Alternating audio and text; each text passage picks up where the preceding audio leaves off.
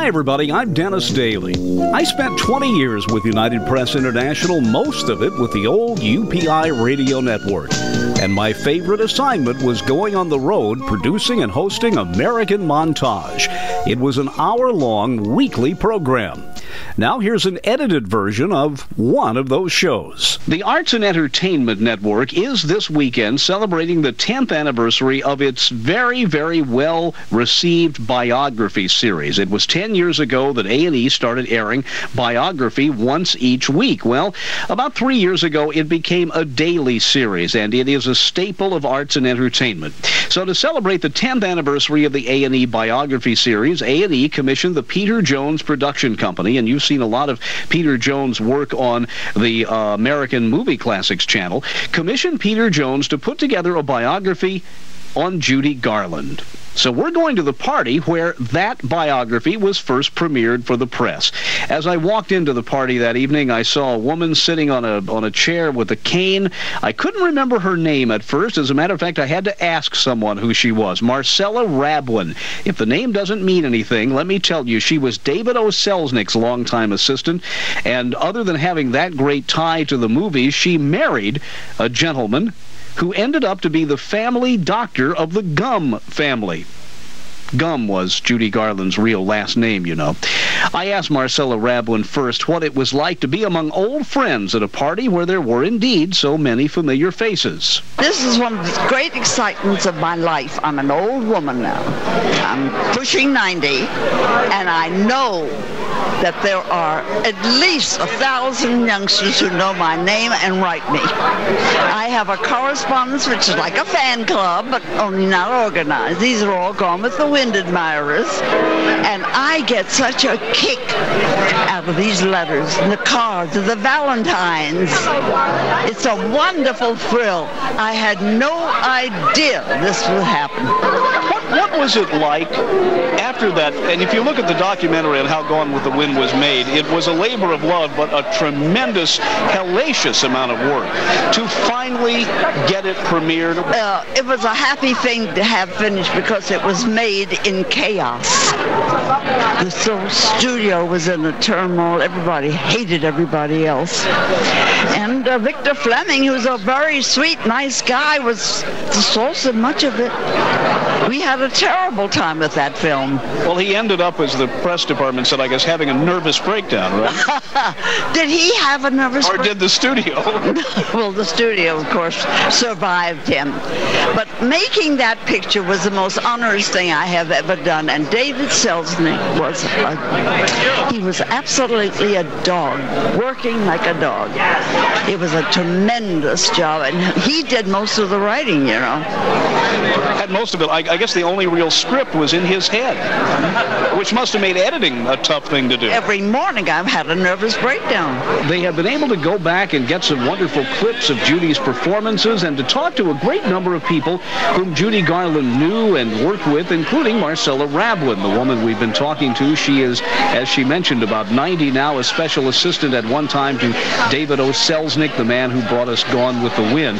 And also her husband was the family physician to Judy Garland's family. And at one point in the documentary, they bring out that there were already 2 young girls, the Gum sisters. The family was down on its luck and very poor, and Mrs. Gum was expecting a 3rd child, and it was Marcella's husband who counseled the father to not end the pregnancy, but go ahead and let the child be born, and that child turned out to be Judy Garland. We turn our attentions now to some of the other people attending the party. Jane Withers has always been a great hero of mine, heroine, if you will, from the motion pictures. She wasn't always the leading lady. She was a child star with Judy Garland. Had that kind of face where she always played the best friend, if you will. She's done numerous TV commercials. She works a lot in charity now. She was standing around the party when a great old friend of hers came in, Mickey Rooney.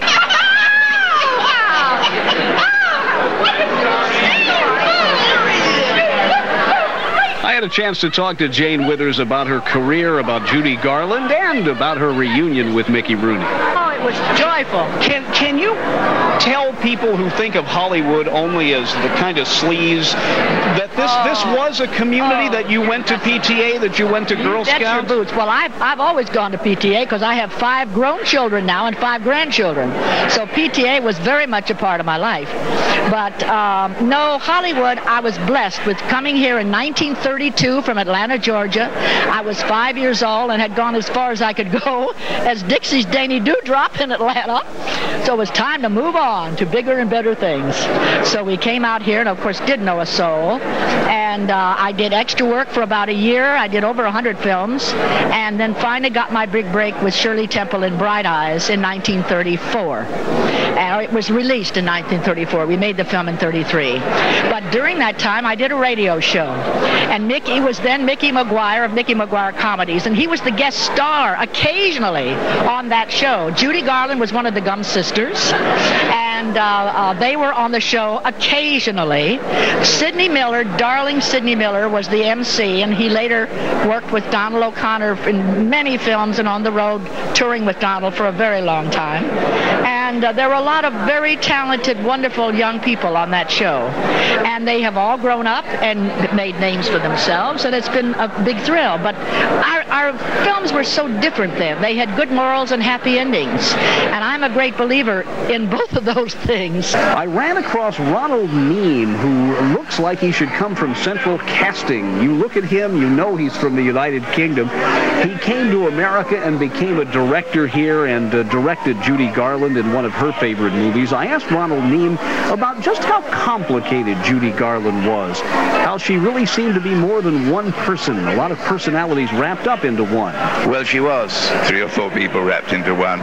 She was almost utterly impossible, but completely and utterly wonderful. I loved her very, very, very much. And I hated her so badly on occasions.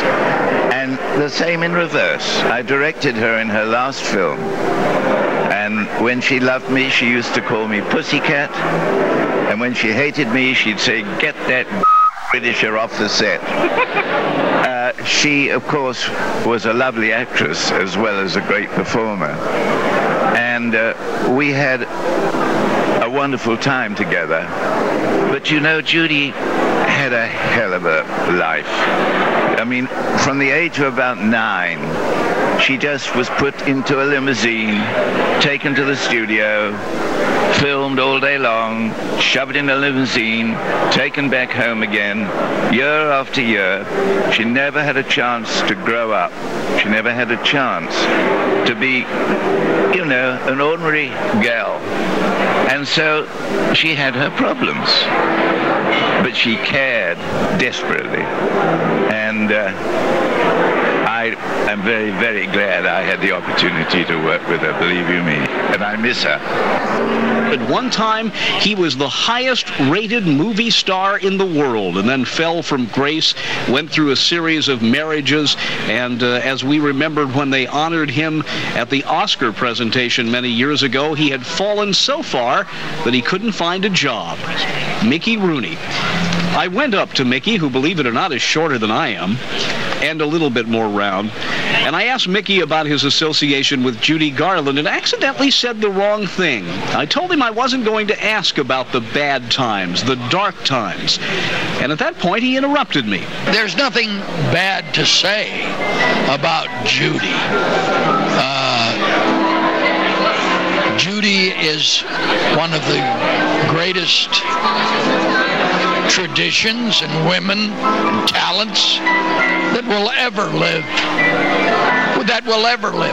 I don't care whether it's Sarah Bernhardt or all of the greats that have come to the fore. There will be none to equal Judy Garland.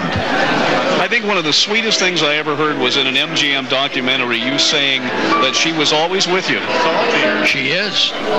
There is never a day goes by but what I...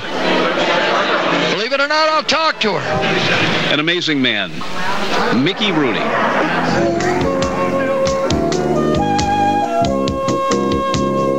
And there you have it, another edited episode of one of the American Montage programs prepared for the UPI Radio Network back in the 1980s and 90s. I'm Dennis Daly. Thanks for listening. Thanks for going with me this week. And check YouTube for more American Montage programs.